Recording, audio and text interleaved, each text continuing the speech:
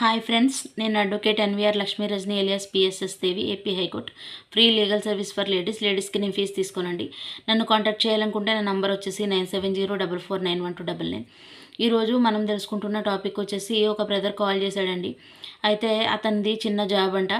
So తక్కువ salary వస్తుందంట. అలా వైఫ్ అయితే పెద్ద జాబ్ అంట, ఆమెకి ఎక్కువ శాలరీ వస్తుందంట.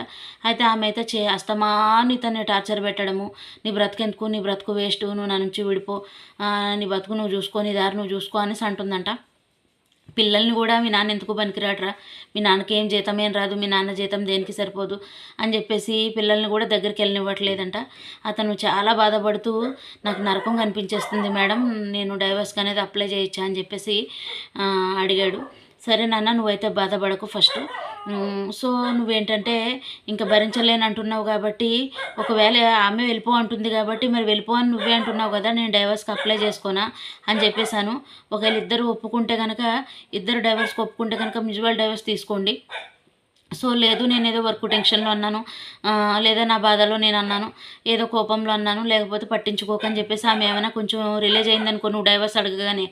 సో ఇద్దరు పిల్లలు అంటున్నావు కాబట్టి ఇద్దరు పిల్లలతో నీ భార్యతో ఏదో కొంచెం సర్దుకుని కాపురం అయితే చేసుకోనన్నా.